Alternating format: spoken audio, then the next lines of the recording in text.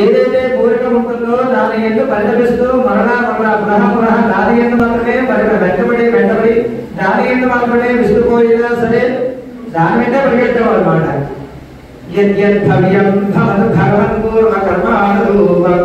మరి ఏమిటి ప్రార్థిస్తున్నారంటే దేని కొరకు పుట్టామో ఆ జన్మ చరితార్థం మనకు తెలియదు.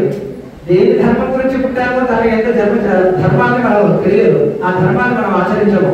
మరి ఆ ధర్మాన్ని మనకి ఆచరించాలి అంటే ఎలాగా అంటే ఏదప్రాధ్యం మా మహుమనం జన్మ జన్మాంతరేపి నా నుండి వచ్చేటువంటి కర్మని ఎటు నుంచి కూడా తప్పించవద్దయ్యా అంటే కర్మ నుంచి ఎవరు తప్పించుకోలేరు. అటువంటిది నా సాధనకే నమ శుచిగా నేను కామకుభోగే యద్యద్భవ్యం భవత భగవన్ పూర్వకర్మానుభవం పూర్వకర్మను అనుసరించి ప్రతి జన్మలు మారుతూ ఉంటాయి కదా. ఆ పూర్వజన్మలను నన్ను తప్పించద్దయ్యా. ఏద ప్రార్థ్యమమ బహుమతం జన్మ జన్మాంతరేపి నా యొక్క ప్రార్థన ఏంటయ్యా అంటే తత్పాదాం పూర్ణ యుగదా దర్శనాభ్యర్థస్తు.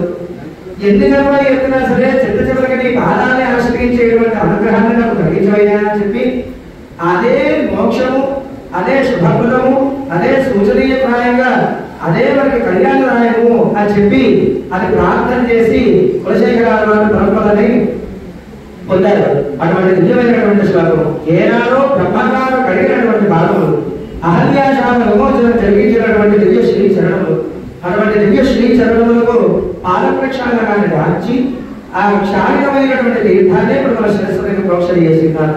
అలా ప్రోక్షణ చేసి ఉన్నప్పుడు మరి ప్రమాణం మన శిరస్సు నుంచి నమస్కారం చేసుకున్నట్లయితే స్వామివారు దయచేసినటువంటి ఆ కళ్యాణ రాసాదులకు ఎదురుగా ఈ కళ్యాణ మహోత్సవంలో తదుపరి మహాసంకల్పాన్ని పఠిస్తున్నారు. ధరించండి. ఈ విశ్వంలో ఎన్ని బ్రహ్మాండాలు ఉన్నాయో, ఎన్ని లోకాలు ఉన్నాయో, ఎన్ని ఉద్యానవనాలు ఉన్నాయో, ఎన్ని ధనవృక్ష జాతులు ఉన్నాయో, ఎన్ని నదీ తడాగములు ఉన్నాయో వీటిలన్నింటినీ కూడా తెలుగు చేసేది మహాసంకల్పం అంటారు. దాన్ని చెబుతున్నారు.